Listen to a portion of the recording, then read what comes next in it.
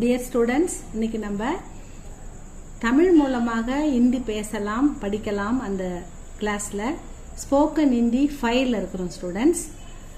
ஹிந்தியில் peculiar forms அதை இன்னைக்கு பார்க்க போகிறோம்.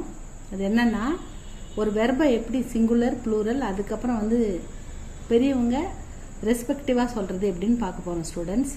என்ன பேசும்போது நம்ம சொல்லக்கூடாது, எப்படி சொல்லணும் அப்படின்னு பார்க்க போகிறோம். லே, இது ஒரு வெர்பு. லேனா டேக் அப்படின்னு அர்த்தம்.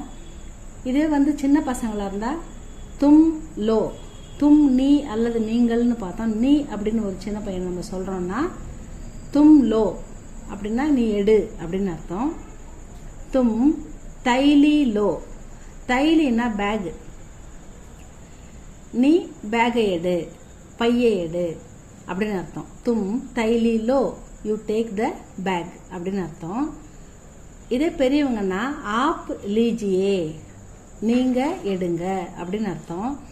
ஆப் தைலி லீஜியே, ப்ளீஸ் டேக் த பேக் அப்படின்னு அர்த்தம் பெரியவங்கன்னா. அதே மாதிரி பி அப்படின்ற வேர்டு வெர்பு. ட்ரிங்க் அப்படின்னு அர்த்தம். அதுக்கு ட்ரிங்க்ன்றதுக்கு பி அப்படின்னு சொல்லுவாங்க. சின்ன பசங்களா தான் தும் பிவோ அப்படின்னு சொல்லுவோம். யூ ட்ரிங்க் அப்படின்னு அர்த்தம். தும் சாய் பிவோ, யூ ட்ரிங்க் டீ அப்படின்னு அர்த்தம். ஆப் பெரியவங்கன்னா ஆப் பிஜிஏ, ப்ளீஸ் ட்ரிங்க் அப்படின்னு அர்த்தம் பெரியவங்கன்னா. ஆப் சாய் பிஜிஏ அப்படின்னா நீங்கள் டீ குடிங்க அப்படின்னு பெரியவங்க மரியாதையாக சொல்கிறதா அர்த்தம்.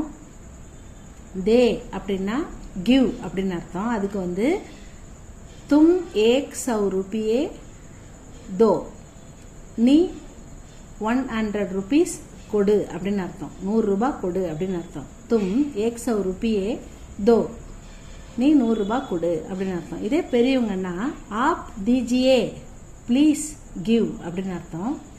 ஆப் 100 ரூபியே தீஜியே, நீங்க 100 ரூபாய் கொடுங்க அப்படின்னு அர்த்தம். கர் அப்படின்னா டூ, வெர்பு. தும் கரோ, யூ டூ அப்படின்னு அர்த்தம். தும் யஹ் காம் கரோ, நீ இந்த வேலையை செய் அப்படின்னு அர்த்தம்.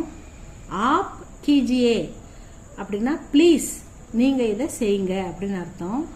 ஆப் யஹ் காம் கீஜியே, நீங்க இந்த வேலையை செய்யுங்க அப்படின்னு ரெஸ்பெக்டிவா சொல்றது, பெரியவங்களை சொல்றது. ஆ அப்படின்னா கம், ஆன்றது வெர்பு, கம் அப்படின்றது.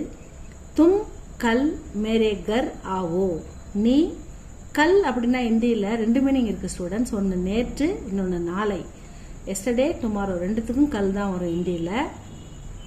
இங்கே முடிகிற சென்டென்ஸ் வச்சு அது டுமாரோவா அல்லது எஸ்டர்டேவா நம்ம டிசைட் பண்ணணும். தும் கல் மேரே கர் ஆவோன்னா நீ நாளைக்கு எங்கள் வீட்டுக்கு வா. ஆவோன்றது ப்ரெசன்ட் டென்ஸு, அதனால் நாளைக்கு எங்கள் வீட்டுக்கு வா அப்படின்னு அர்த்தம். ஆப் கல் மேரே கர் ஆயே அப்படின்னா நீங்கள் நாளைக்கு எங்கள் வீட்டுக்கு வாங்க அப்படின்னு அர்த்தம். ஆப் கல் மேரே கர் ஆயே. நாளைக்கு இதை கண்டினியூ பண்ணலாம் ஸ்டூடெண்ட்ஸ். இது யூஸ்ஃபுல்லாக இருந்தால் சப்ஸ்கிரைப் பண்ணுங்கள், லைக் பண்ணுங்கள். Thank you students.